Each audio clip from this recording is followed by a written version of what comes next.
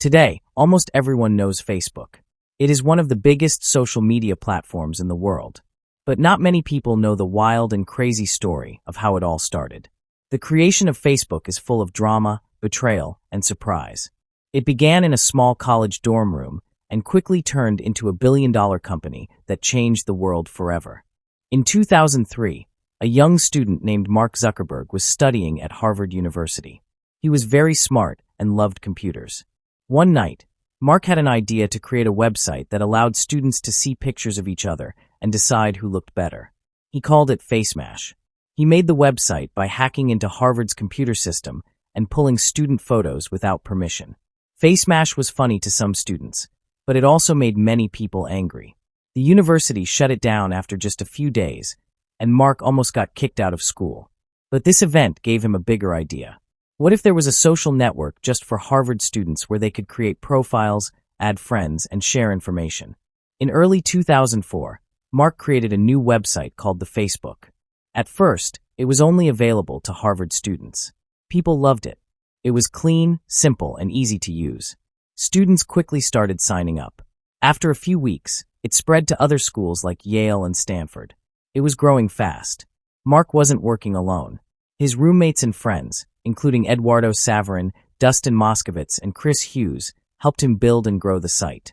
Eduardo even gave money to start the company. Everything seemed to be going well, until things got complicated. While Facebook was growing, 3 other Harvard students, Cameron and Tyler Winklevoss, along with Divya Narendra, claimed that Mark had stolen their idea. They said they had asked Mark to help them build a similar site called Harvard Connection, later renamed ConnectU, and he agreed. But instead of helping them, they claimed, he used their idea to build Facebook. The Winklevoss twins sued Mark, and this started a huge legal battle. The story was so crazy that it was later turned into a Hollywood movie called The Social Network. In the end, Facebook settled the case and paid the Winklevoss twins millions of dollars, but Mark never admitted to stealing their idea. But that wasn't the only drama. Eduardo Saverin, Mark's close friend and co-founder, was pushed out of the company. Eduardo had helped fund Facebook in the early days and was named a co-founder. But as the company grew, Mark brought in new investors from Silicon Valley, especially a man named Sean Parker, who had helped start Napster.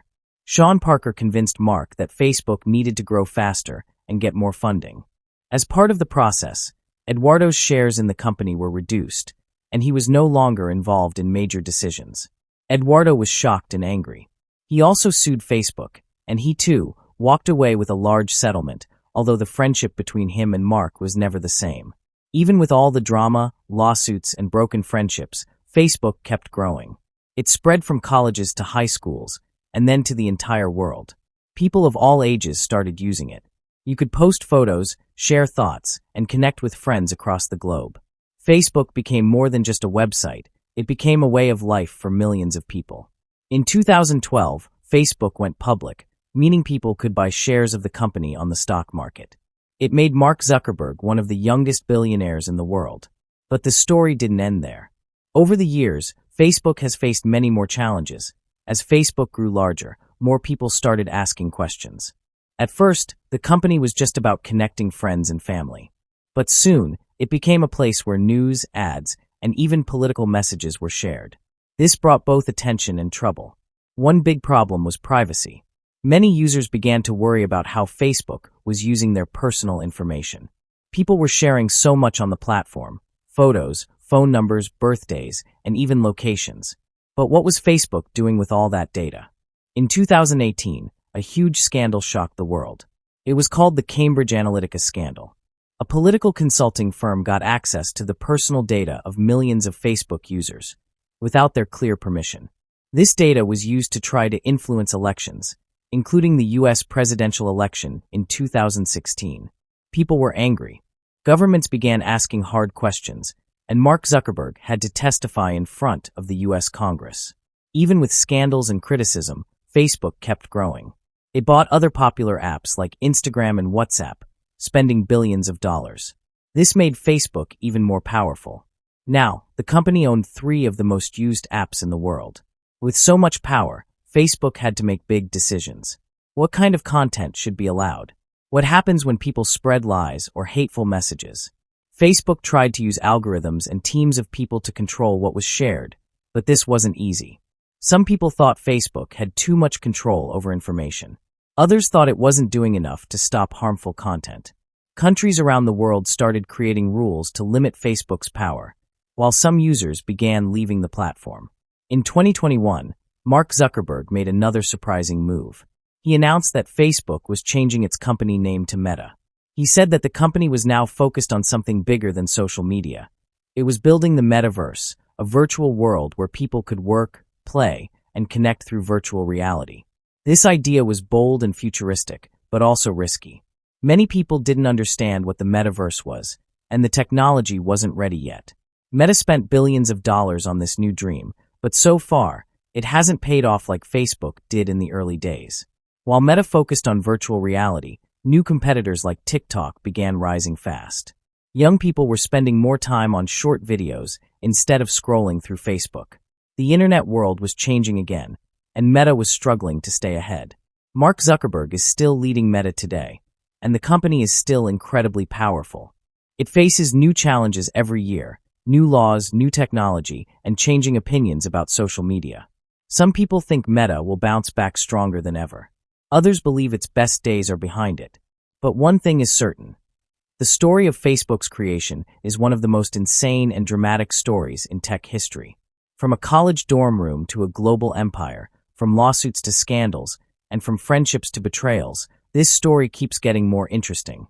Even with all the problems, it's impossible to deny how much Facebook, now Meta, changed the world. Before Facebook, the internet was a very different place.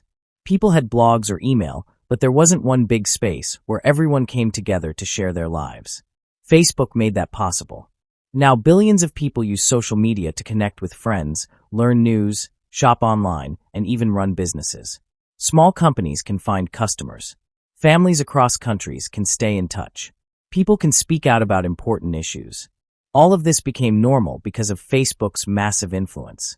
But that same power also created new problems. People started using Facebook to spread fake news, hurt others with cyberbullying, or even plan dangerous events.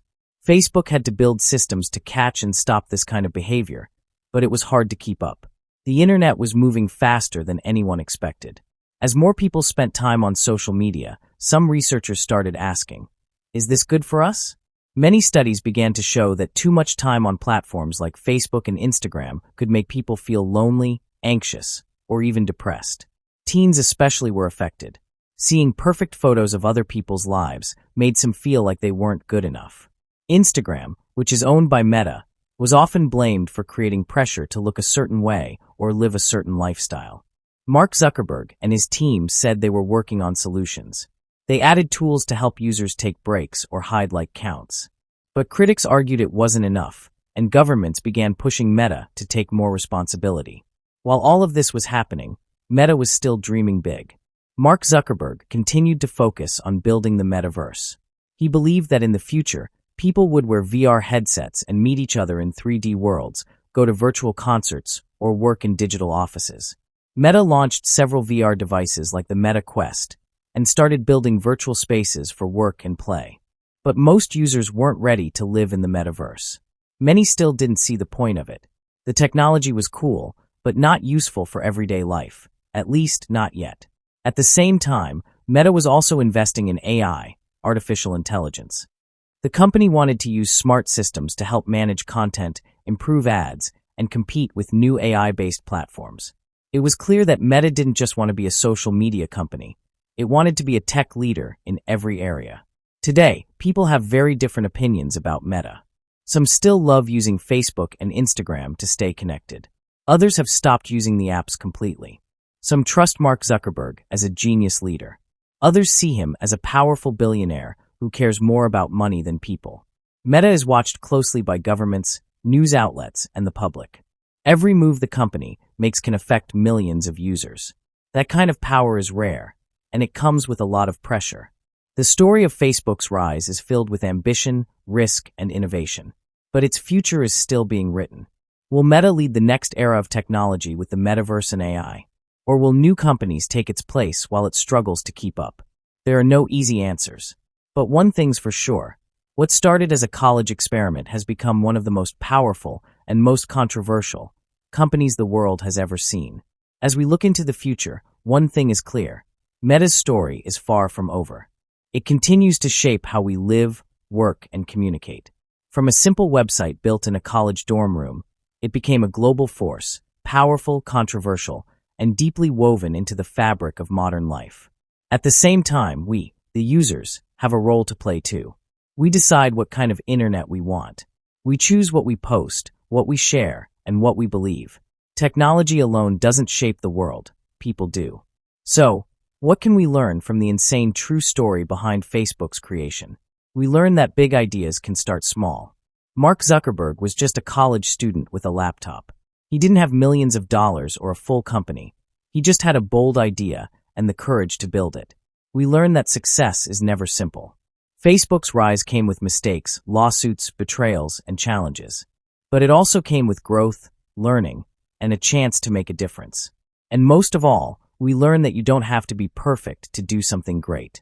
You just have to start. The world is full of problems waiting for fresh minds to solve them, minds like yours. Whether you want to build a business, write a book, change your community, or create something the world has never seen before, you can. Your background doesn't matter. What matters is your belief in yourself and your willingness to keep going. So dream big. Start small. Stay curious. Keep learning. And never be afraid to create something the world has never seen. Because who knows? The next insane true story the world talks about could be yours.